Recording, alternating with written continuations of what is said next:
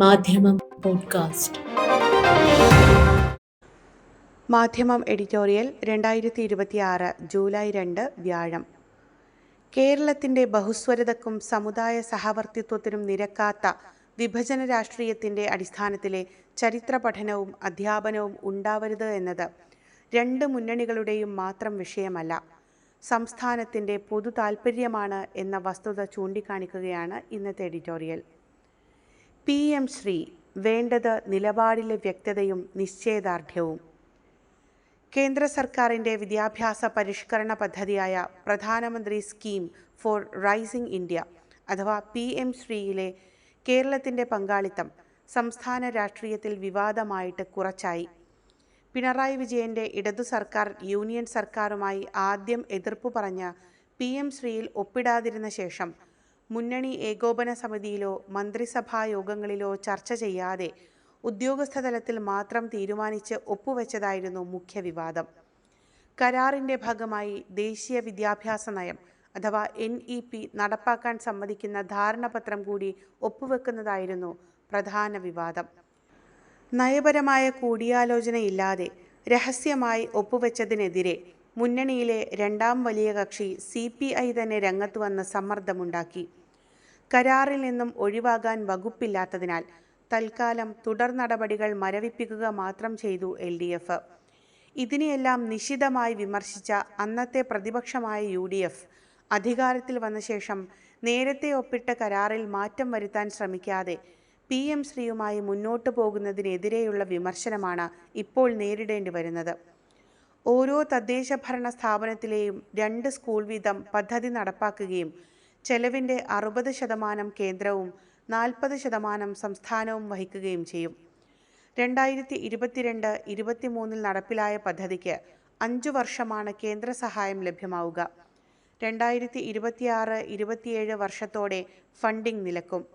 ഒപ്പുവെച്ച NEP നടപ്പിലാക്കുന്ന ബാധ്യത സംസ്ഥാന സർക്കാരിന് വന്നു ചേരുകയും ചെയ്യും. രാജ്യത്തെ മൊത്തം 14,500 സർക്കാർ സ്കൂളുകൾക്ക് 5 വർഷത്തേക്കുള്ള ആകെ ബാധ്യതയായ 27,360 കോടി രൂപയിൽ 60% 18,128 കോടി കഴിഞ്ഞാൽ ബാക്കി സംസ്ഥാനങ്ങൾ കണ്ടെത്തണം. പദ്ധതിയുടെ കാലാവധിയിലേക്ക് ഏകദേശം 1,400 കോടി രൂപയാണ് കേരളത്തിന് ലഭിക്കേണ്ടത്.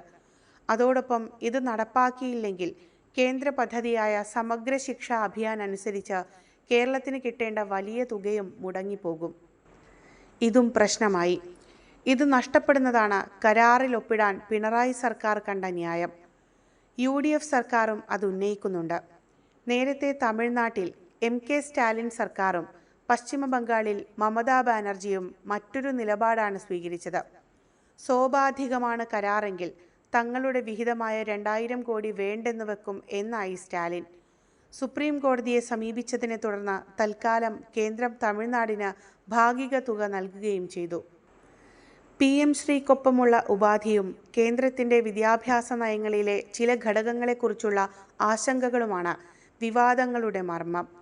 താത്വികമായ എതിർപ്പുള്ളതോടൊപ്പം സംസ്ഥാനത്തിന് സാമ്പത്തിക സഹായം നഷ്ടപ്പെടും എന്നതിനാൽ ഒപ്പിടാൻ നിർബന്ധിതമായി എന്നായിരുന്നു മുമ്പ് പിണറായി സർക്കാരിൻ്റെ ന്യായം. അതേസമയം കേരളത്തിൻ്റെ സ്വന്തം പാഠ്യപദ്ധതിയെ നടപ്പിലാക്കൂ എന്നും അതിന് വിരുദ്ധമായി സംഘപരിവാർ പദ്ധതി അനുസരിച്ച തത്വങ്ങളും ശാസ്ത്രങ്ങളും പഠിപ്പിക്കുകയില്ല എന്നും നിലവിൽ സംസ്ഥാനത്ത് പഠിപ്പിക്കുന്ന ചരിത്രഭാഗങ്ങൾ ഒഴിവാക്കുകയോ കേന്ദ്ര താൽപ്പര്യമനുസരിച്ചുള്ളവ ഉൾപ്പെടുത്തുകയോ ഇല്ല എന്നീ നിലപാടും വ്യക്തമാക്കിയിരുന്നു. ഇപ്പോൾ കേരളത്തിൻ്റെ നിലപാടിനാവശ്യമായ ശിപാർശകൾ നൽകാൻ പൊതുവിദ്യാഭ്യാസ മന്ത്രി M ശംസുദ്ദീൻ്റെ നേതൃത്വത്തിൽ 4-അംഗ മന്ത്രിസഭാ ഉപസമിതി പഠനം നടത്തുകയാണ്. മുന്നണികൾ തമ്മിലെ തർക്കവിഷയം മാത്രമല്ല ഇത്.